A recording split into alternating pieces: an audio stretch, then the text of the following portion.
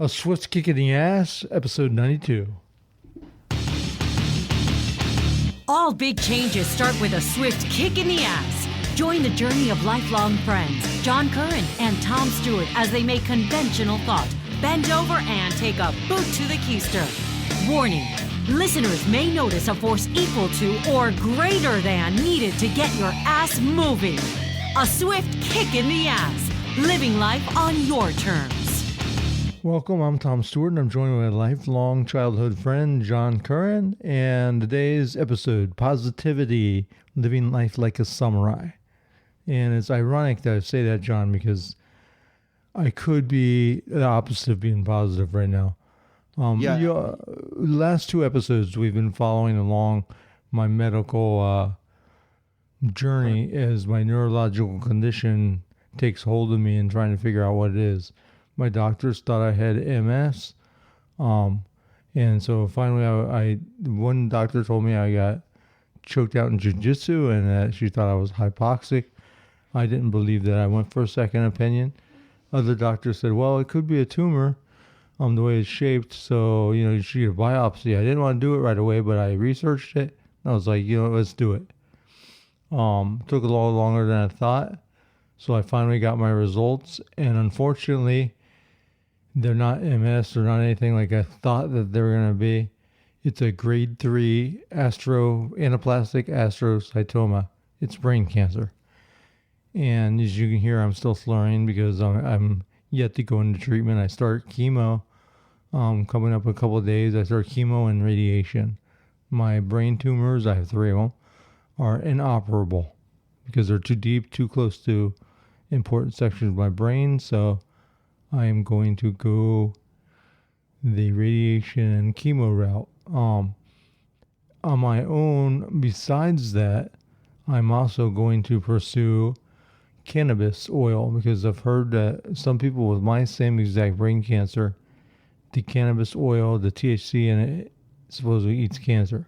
I'll try it. I'm not very much on trying alternative medicines and stuff, and a lot of stuff I believe is hooey. But I've researched and I've checked out the videos that are out there, and I believe it's legit. So I'm going to try it, John. I live in Florida, so I can get medical marijuana. I went to the doctor yesterday and filled out all the forms. It'll take probably about 3 or 4 weeks, and I'll get a card, and then I'll be able to buy medical marijuana. And it's not for smoking. I mean, I can smoke, which might help for like the side effects of like chemo and stuff, but the actual medicine is the oil. That's what I want because I have to ingest. I have to drink it. I'll still get high, so I'll probably take it. They suggest at bedtime, so I'm not sitting around high all day. I'll still wake up and still be high. So the next show is we're just going to be laughing the whole time. So right? And if it works, like it's worked for other people, I will be the biggest advocate for medical marijuana that you've ever seen. And I'm not a drug user. I don't smoke pot regularly. I've done in the past. Me and John, when we were kids, did it together. But I haven't touched this. No one saw years. us do that, Tom. Yeah. No one can prove anything. Right. Okay? So I it's not something I do, but now I'm already an advocate.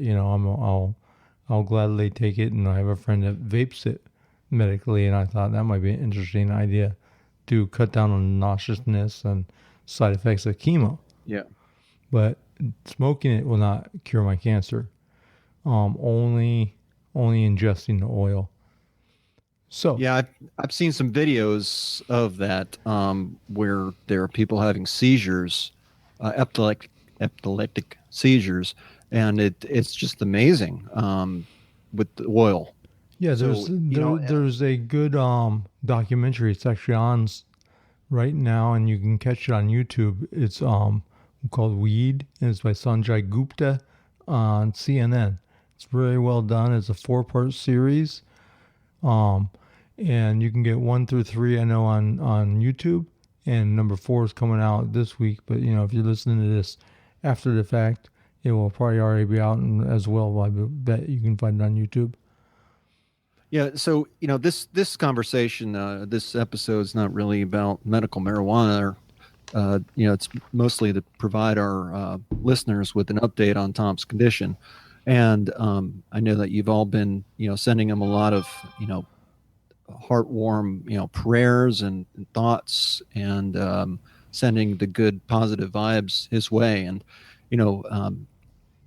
that's really what this episode is all Yeah, about. that's what. This is just where he's at. But to add on to the medical marijuana issue, I think that if the scheduling of that drug changes from a Schedule 1 drug, which is basically they're saying has no medical benefit whatsoever, once it gets descheduled, then that will open up the world, that will open it up to studying. And I think that I think that needs to be done. I think that if there's a chance of it helping people, then we need to do that. And I really hope that it helps Tom. And I was watching a documentary, John, like you talk about, for epileptics. There's this little girl in family, I think, lives in Colorado, and they wanted medical marijuana. First, they didn't want, They moved there because a lot of lived. Actually, there's like marijuana refugees, medical marijuana refugees, because they can't get it in their states, so they're moving from Texas, Georgia, wherever, so they can get it. But this girl, she's like 5 years old, and she had like 100 seizures a week, constantly. And each one could be life-threatening. They finally researched marijuana, and the growers did not want to sell it to her at first, but they convinced them. And there's one marijuana which has like no THC berry. I think it has CBD. That's the other component of marijuana, and that's what they needed. So they have made a drug out of it. Now they call this marijuana plant Charlotte's Web because her name's Charlotte. And other children are taking it because now she has one seizure a week by taking that drug. Yeah, if it can improve your life, I'm all for it. But again, this is a really interesting topic, and I'm sure we can have others, especially if we get a lot of input from our listeners saying, yeah, they want to learn more about it.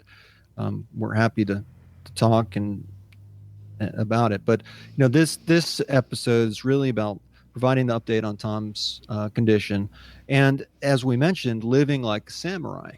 Right, because we've talked about this before, where samurai, when they fight, the reason they are so effective is they already considered themselves dead.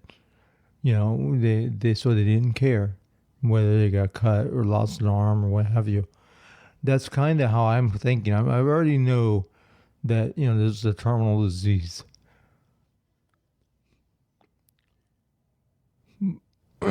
Excuse me. But you have to live like a samurai and realize that the only way to beat it is to. I know how difficult this is, Tom. We'll give you a minute, buddy. I think part of this too is that there's a great emotional weight attached to this. We can talk all we want about how to live like we don't have tomorrow, but when you're handed a terminal condition, when you're given that, I saw this with my dad. That's where the rubber really meets the road, and like I said, it's one thing to say you should live your life like there isn't tomorrow, but when you're handed a diagnosis that says, that tomorrow's coming sooner than you think. Right. And one of my side effects, John, is I have no control over my emotions. It's something I thought I had for a while. It's one of the reasons I thought I had ALS, because it's very common in ALS. First, I wasn't sure if I had it. I'd be watching like the news. There'd be a sad story, and I'd get emotional. I'm like, why the hell am I getting emotional watching the news? But now it comes out as either crying or laughing. So it hasn't started the medical marijuana just yet. So this morning, my dog, he threw up on the blanket, right? And Jennifer, my wife, got in bed with me, and she stepped in it, not realizing it, and pulled it into bed, and it was all over her. And she was like, "Oh my gosh!" She didn't know if it was shit or shit or vomit at the time, but it was dog food vomit. Yeah, I just couldn't help it. I started laughing.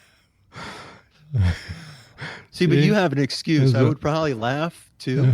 I mean, Well, that's what she said. She said I'd be laughing anyways, but it was a little bit more you know, uncontrollable. my father died of ALS, and he had a very aggressive type, which the longevity is the survival rate is more than 3 years after diagnosis, and so my dad went through that uncontrollable emotion, and like Tom said, you're either you're crying or you're laughing, but in my mind, in my mind, the way I looked at it is that what, you're handed this news, and it's heavy news. I mean, it Yeah, man, and it's like a punch in the gut. I mean, it's worse than a punch in the I gut. want to keep this episode positive. I was going to get on here and slam on doctors because they made me wait for a long time, gave me wrong diagnosis, and the way they handed me my diagnosis was very bad. I'm trying to keep it positive, but I was basically doctor was not there for my appointment. It was like in surgery. It was a scheduling malfunction. Anyway, so when he did come in, he was like, "So your MRI?" He pulls up, goes, "So this is a grade 3 tumor," and it hits like a ton of bricks. I honestly thought I had some form of MS. All my symptoms lined up with it, and it was, none of the symptoms lined up with a tumor. Tumors usually light up on MRIs. Never did that. Never changed. Never appeared to grow or anything. So I didn't think it was a tumor. We were flabbergasted when we got it. Yeah. But you deal with what you got, I mean, when you first told me, Tom, and Tom told me through a text, it was like when I heard my dad's diagnosis, and it was like a punch in the gut. Yeah, that's how you're just doubled, where you're doubled over. And this is coming from someone who didn't receive the diagnosis himself personally, but going back to what I was saying about the emotion attached to it, there is deep emotion attached to this, and if you're crying or upset over this, I would think that I think that would go with just the territory. You're going to feel something. If you're not feeling something, I think that's wrong. So the doctor dropped that cancer bomb on us and basically was there for less than 5 minutes, John. I asked him a few questions. He answered very monotonely, and that was it. I had no idea about treatment. Couldn't schedule the next treatment until a week later at least. So, I mean, the whole thing was a bad experience. But we turned it around. We went to a new hospital, very good, the Cancer Institute of Miami, which is Baptist Hospital, and as I told Jen, it was like cancer. It was like Disneyland for cancer people. And very, very, very good service, customer service. Best doctors. They have doctors that specialize in brain cancers. That's why I chose that particular place, even though they're like 40 miles from my house, and 40, not highway miles, 40, bumper to bumper traffic miles, because I got to go to radiation 5 days a week for 6 weeks, but. They have the experts. They have the newest machines and the best technology. If trials come in for experimental stuff, they get them. So that's what I chose. That's where I'm going.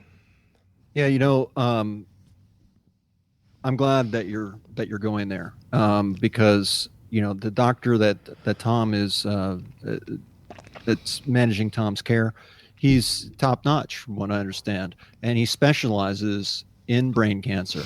And especially when your life is on the line, you want the best possible care that you can get. And driving 40 miles, I know it's tough, and especially when you have to do that day in and day out. Even if it's for 6 weeks, going to seem like forever. Yeah, and I can't drive myself, so I have to have my wife has to take off from work or work remotely. Part of the time, my brother's going to help out, and then we're waiting for my daughter to graduate, finish school for the summer, and then she will take over and drive me. But yeah, it's going to be very difficult. There are some programs, National Cancer Institute or Cancer Association, will work out if I wanted to stay down there for a few nights. I'd probably get a free room at a hotel or something, but I'll save that probably till later on in the treatment when it's really hitting me. Yeah, so going back to when you're given this type of news, it's personal and it hits you hard.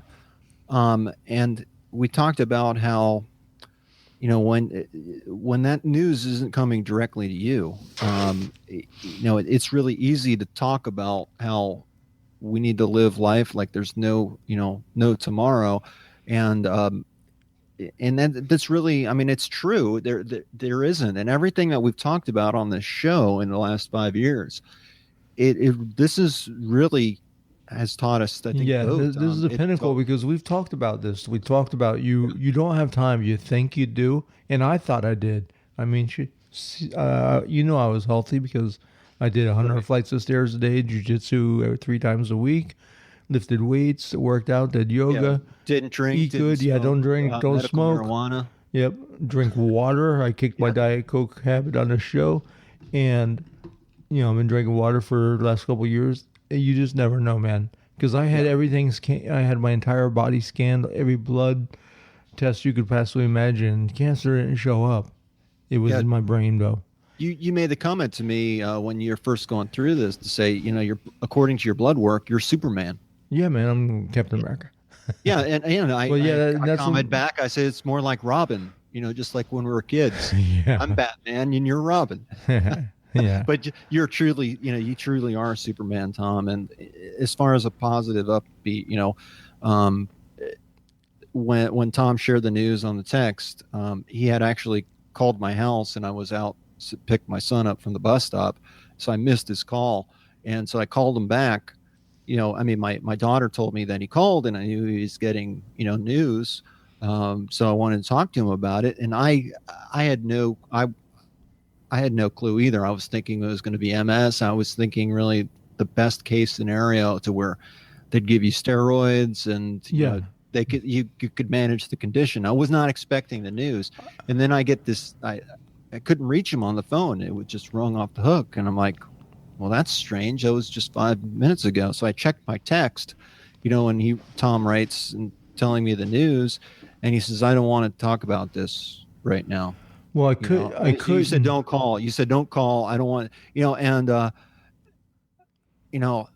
I remember back when my my dad's diagnosis, and how that felt, and I felt exactly the same way when I learned about Tom's. It just took the wind right out of me. It was devastating to hear that. And I understood, Tom, as much support as you're getting and people coming to you, and, asking about you, that in itself can be very tiring too, because you're having to repeat yourself. And this show, John, is part effort to that. A lot of people I keep in contact. They follow me on Facebook, friends and family. Right. They don't know.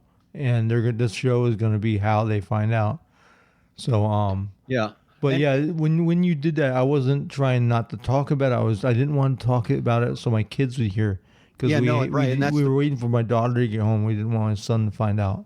Yeah, no, and that's the point. Now, the point that I was trying to get to in a very long-winded way was that, here I was reading this text and feeling one way and thinking one way, and I got this, kind of image of Tom just sitting there, just in total despair, and with not just crying, and it was a terrible picture I had in my head. It wasn't true. No. It was just honestly to protect my kids. I wanted to make sure I could tell them both at the same time, so they had the support of each other. Trying to find what I was looking at that day. That was supposed to be the happiest day of my life, because I was going to go there, get an MS thing or whatever, and I didn't care if I lived with a disability. As long as I could live, that's all I cared about. I did not expect to get the news I did. I prepared myself some for it, but I didn't expect it. In fact, I still have the website, John, up here. And it was Seneca basically talking about grief, death, and facing is from the Daily Stoic. But basically, what they were saying is, in their mind, they didn't exist before they were born, and there was no pain, there was no nothing. So that's how they relate when you die, you know. And you know, I'm Catholic, or you know, go to a Catholic. My family's Catholic. I'm Christian. I raised my children as Catholic. You know, hopefully there's something after, but there's not. What's the worst? I don't remember before I was born. You know, do you? Right. Can't be that bad, right? So it's just, you know, we all have to face this. Yeah. Yeah. You know, and as much as we think we're prepared for certain things, like even with my dad's, you know, illness, you know, you know the end is coming, Yeah. but it doesn't make it any easier, even when you think you're prepared, and it doesn't ever come at the right, you know, at a time that you would ever be prepared. Now, you know, the difference I see with Tom, and I'm not, you know, I was thinking about this too. Tom has so many factors going for him in this regard. You know, is this going to impact him? Yes, absolutely. But I don't think it was the death sentence that my dad got. Now I could be wrong, Tom, and Well, but the thing is I have a chance. I can fight, and you know, people, you know, Yeah. if you know me, I'm a fighter. right. Oh yeah. So yeah, and you know, I have my health going for me. So And your age. that will make my age. Well, I'm still 50. It's a little bit up there, but the health portion, I'm healthier than most 50-year-olds, and I think that's going to help me get through the chemo and the radiation to get me to the other side. And hopefully during that time when I experiment with the medical marijuana and the cannabis oil, and you know, cleaning up my diet. Right now, the doctor says eat whatever you want to keep weight on. But after I get out of there, I've heard alkaline and acidic and what have you. I'm going to try following more of a ketogenic, paleo or whatever diet in order to try to not feed the cancer. And you know, any little thing that can help, I'm going to do it. Yeah, you know, and that's so true. You know, and I agree with you. You know, in my dad's case with ALS, first of all, he was 80 years old when he got diagnosed. He had lived a good life, and he had been healthy all of his life. So as much of a shock as that was, he was at the end. He was closer to the end. Yeah, sure. You know, of his life Yeah. life expense. I'd much rather be 80 than 50. But you know, I've always said, I used to tell Jen that if I die today, I've lived a good life. I've raised my kids right, and at least I didn't have this when my kids were little. That's why that would have sucked. My kids, you know, my youngest one is 15. So yeah, that sucks. But hopefully, I'm here for a while. It does suck. Yeah. I mean, and I would never wish this upon anyone. But I think, Tom, what you're doing is you're finding that silver lining. And that's something else that we've talked about on this show. And hopefully our listeners can take away that no matter how bad you think you've got it, someone else has got it much worse than you. And there's some good that typically comes out of anything that's bad. You know, with my dad's condition, his condition, it did change him. I mean, the disease changed him, but it also, I guess, I don't know, it in some ways it humbled him. You know, it brought things into perspective. It brought life into perspective for him. It brought us closer together. It brought our family closer together. There was a lot of good that came out of the pain and Sure. and the suffering. I've told Jen that I've already, you know, I've kind of mellowed out. I'm not, you know, not aggressive driving. I'm more mellow. You know, things mean more to me. And like money doesn't faze me. Things like family is what phases me. And that's family and friends and all the support I'm getting. You know, and like I said, not everyone knows yet. This will be a bombshell for a lot of people. Yeah, you know, it's and that's what we hope. You know, this is the greatest swift kick in the ass that a person can get. And that's the purpose. That's the whole. I mean, when Tom and I came together to put the show on 5 years ago, we wanted to help people, and we love that. We love helping people, and we love the feedback that we've received from our listeners throughout the years about how we've helped them and get them through dark times.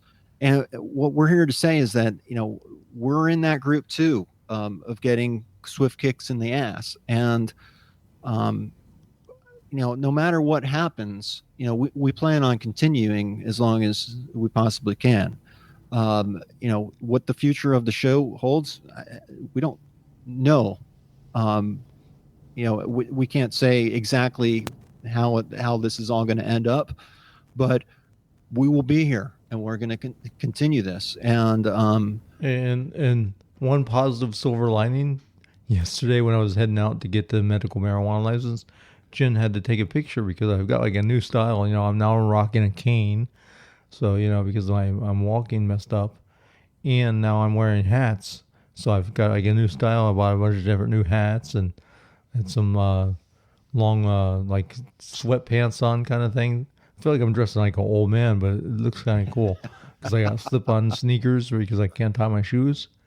But yeah, I got a cool new style, man. So that's one thing. You know what? One thing I learned from my dad.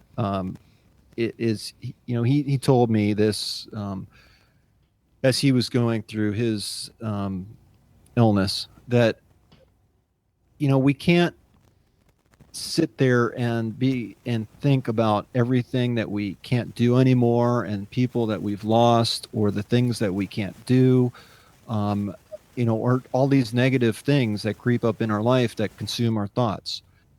He said that's just a waste of time.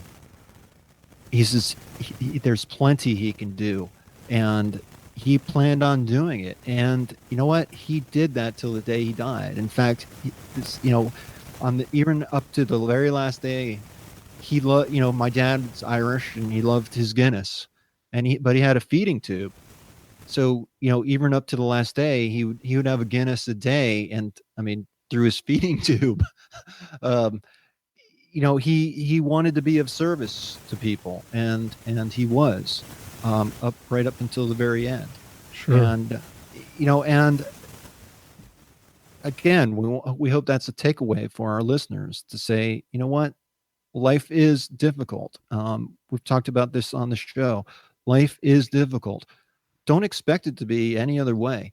And some things you might not like them, but fighting it is not going to be productive. Like, wallowing in pity, self-pity about what the woe is me, what's going on here. Some of it, of course, is natural and is a good outlet, but don't sit there and feel sorry for yourself about things that you can't change. Work on the things that you can change, because there's plenty of things that you can, and adapt to your new circumstances as best as you can. I think Tom, seeing Tom going through this, and seeing how he's adapting, when he was talking about, how there's cane fighting, and he's been involved in jiu-jitsu for all these years, and his mind is already thinking about how to adapt to his new circumstance. And there's a host of different canes, John. There's canes that turn into blow darts, like blow guns. Yeah. It's like the penguin, when he had that trick umbrella. There's actually canes that turn into umbrellas. There's ones that have swords in them. There's ones that have flask. I mean, there's all kind of cool things. So I found that really interesting. And I was showing you one. It was like a walking stick. It was a shillelagh. The guy swinging at a cinder block and smashed a cinder block. I was, that's cool. Yeah, I mean, it's I have so much respect for Tom. I mean, I've known him since I was a kid. We've known each other since we were 4 and 5 years old. And for me, I should be the one to go first. and not saying, and maybe I will be, and who really knows, but don't count Tom out. Tom is a fighter, and he's in a fight right now, and we're gonna keep on sending the positive vibes that's his way. We'll keep you updated, and we're gonna keep learning together, and regardless of all this, we're gonna get through this. Right. So the main thing we take away is, even if you don't have cancer, be positive. I have to be positive to survive. But Yeah, actually, thank you, Tom, for bringing me back on point there. So, I had this vision of Tom, being, just an emotional basket case. And as you can see, it's quite the opposite. And think about all the energy caught up in these negative emotions. Tom is going to need his energy. His life depends upon it. Going through chemo and radiation is going to be extremely difficult, and Tom has a difficult path ahead of him. But those emotions, will work against you. But you can rechannel that energy into more positive things, and that's, I think, what the point I was trying to make earlier. And thanks, Tom, for bringing me on point. Don't wallow in pity. Try to channel that energy, whatever you're feeling, into a positive. Yeah, outcome. I gotta think about rainbows and puppy dogs. Because really, I said I could have came on and really slammed the Cleveland Clinic for the treatment that I received. That was subpar, and I had a lot of grievances, but I decided I'm not gonna do that. This is my time to spend with family, time to appreciate the things I have. People have been bringing me dinner. People have been bringing me gifts. Someone else that offered me marijuana, but I said, no, I'm going to go through legally and get it. But yeah, it's you see the support. I know that it's hard for my wife, all the extra, because I used to help her with the housework. Can't do the housework anymore. My son has stepped up. And I remember when I had to step up when my father was had lung cancer, and I had to step up like that. So I know that feeling, but he's stepped up tremendously and is becoming very responsible and helpful.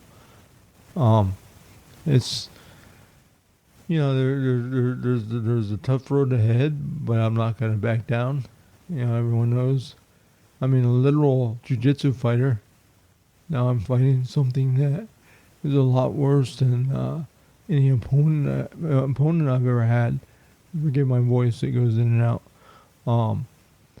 This thing has had me, it's wiping me out. I told Jen she's going to be bringing me to in a wheelchair before I ever get treatment, and it's almost the case. I actually have a wheelchair now, but yeah, man, it's I'm not giving up. Oh yeah, and for those of you who are just hearing this now, I'm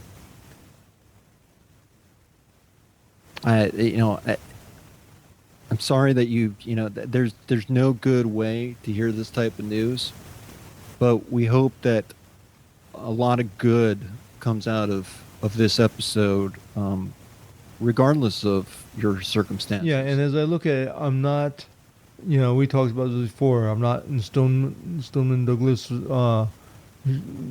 shooting spree. I'm not having a bridge drop on my head. I'm not getting in a car accident. I have time with my family and time to appreciate. What's that song? You live life like you're dying. Well. Yeah. Well, right? even though it's up, even though this makes it more likely, that Tom will be has to face that now, and based on what he's going through, we all are facing it in our own way. We all have to face this one day or another, in any number of different ways. Who knows what that will be? Who knows what that will be for Tom? Honestly, his story is not finished yet, and it's not finished for any one of us if we're sitting here, listening to this show. Well, John, I think my mic has been making noise, and I don't know why, but I've tried a new setup, and evidently something's wrong with my setup. So we're probably gonna have to call it quits, and until Okay. next time. And I thank you for listening. I thank you for the support. And as always, I'm not dead yet, man. Peace. Yeah, peace. And once again, check out swiftkickintheass.com. We have our membership site there, free. It's John's Simple Spending Plan. Help you get your stuff together. And anything you want to send to us, knock it out. Or you can contact us there, or you can contact us by a swiftkickinttheass@gmail.com. We always welcome feedback, and we also have our Facebook page, Swift Kick in the Ass. Yeah, we'd love to hear from you, and we'll talk to you all later. All right, later. Peace. See ya. Peace.